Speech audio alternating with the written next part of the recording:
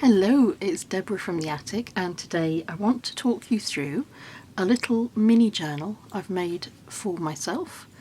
This is a project for a cookery course that I'm going to be attending in a few days. It's a residential cookery course. It's in the southwest of France, so there are French themes throughout this little journal. So the first thing to tell you about this is that there will be 3 videos coming up based on this little journal, and they'll show you how to make some of the elements I've included in here. So let me begin by just giving you a little talk through about it. So it's a very small journal. It's one of my mini journals. These are the sizes that I really like. You can hold it in your hand, you can throw it in your handbag. It's really light, and yet, as you will see, there is loads and loads of room in there for stuff. So I've made 4 signatures to go into this. I've kept it tied with a piece of silk ribbon, and I've added some charms that are on the theme of baking and cooking and France, because there's a wine bottle there, there's some little measuring spoons there, and they are connected with little rings into this piece of silk. Then there are more charms throughout the book, and I'll show you those as we come to them. I want to show you the amount of detail that there is in the top. I think when you have detail like this in the top and in the sides as well, it's like an invitation. You want to dive into the book, you want to see all about it, and the added I haven't been on the wine. The addition of lace and pieces of ribbon and little charms hint at what's inside, and I think they draw you in. If you hear squeaking and noise, it's very windy in the attic this evening.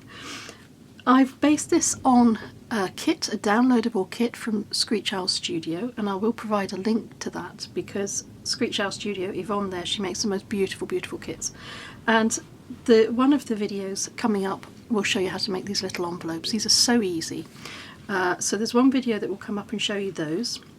I've started adding photographs from previous makes and bakes, and this photograph is only very small. It fits perfectly into a journal of this size, and I print these using an HP Sprocket printer. It's ever so small.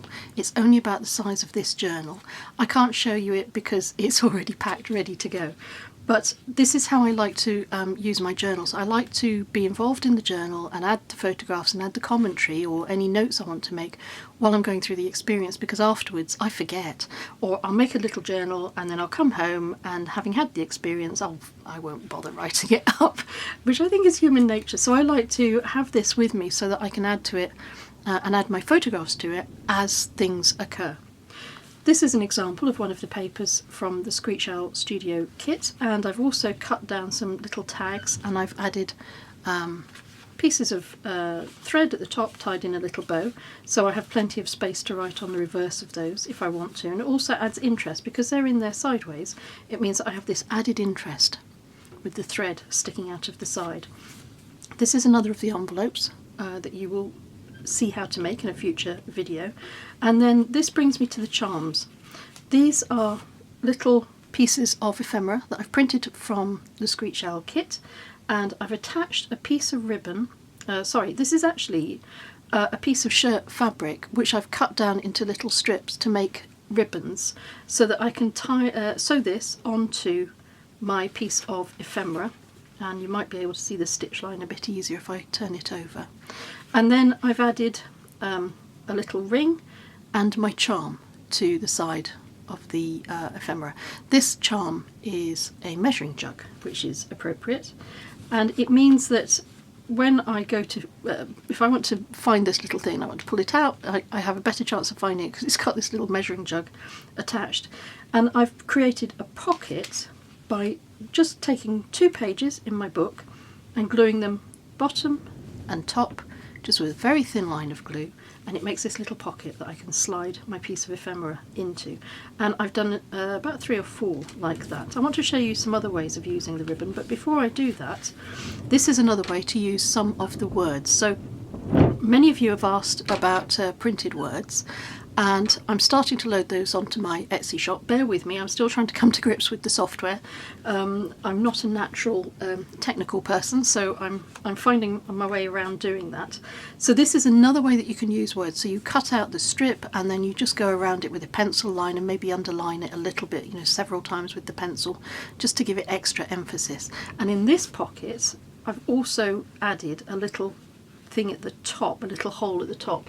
I have this size of hole punch. It's extremely helpful. It's a 1/2 inch size little tiny hole punch, and it's really useful for things like this because you can just add a little hole, just clip it just halfway through where the hole is punched.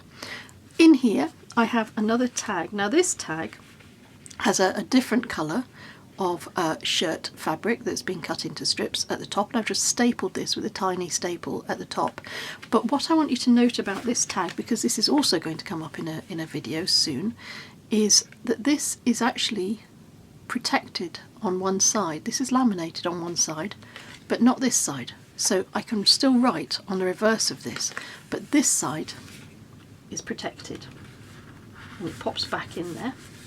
And now another way to use the ribbon that I mentioned I was going to tell you about is this way. So I've cut down my strip of fabric.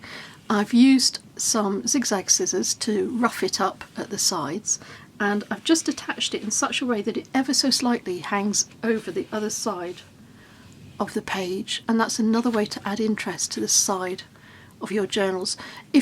It's a good way to add interest if you don't want to spend a whole lot of money on lace. If you can get loads of lace, or if you have loads of lace, fantastic. If you're going out and buying lace, I find it quite expensive. So this is another way that I can add interest to my pages without having to spend a lot of money. And if you've got an old shirt kicking around, you'll get a lot of use out of it. You'll also see there's some more words that I've added just onto the side of that page. So the rest of the book is very similar in style to what I've shown you. There are side pockets, there are tiny little tags, there are these additional charms. This one is a whisk. I have more photographs that I've added from previous cooking things. And here's another little way of making a tuck spot. In the kit there are these circular designs, and they're ideal for just popping on the side of a pocket, and then I've cut off the edge so that it matches with the edges of the page, so it's not completely circular, and it's a great little space for tucking pieces of ephemera. I also store my words, so I'll take with me a little glue stick, because as I go through my cooking experience, I've got some words with me that I've got these cut down and stored already in a pocket, and all I'll need to do then is just glue them into whatever position I want in my book. I have some more words here, I have some more tags popping out of the top. This charm is a tiny little stand mixer, so cute. This is another of the envelopes, which I will show you how to make in a video that's coming up in the next 2 or 3 weeks. And then the final charm is a rolling pin. I think that's very, very sweet. And then in the end of my book I have another envelope, and again you'll see how to make this envelope. This one has a little flap so you can secure the opening of the envelope under the flap. That's a good idea actually for a journal like this, because it means that it's not going to flap free. You're not going to risk creasing it. If you close it wrongly on the book, or if it's slightly folded, you won't ruin your envelope. So having this little flap is a great idea. I've added more words to this, as you can see, and that is my little journal. There will also be a video that will show you how to make the cover and how to use a kit if it's larger than the size that you actually want for your journal. And this, as you can see, is splash proof, and I will show you how to do that as well.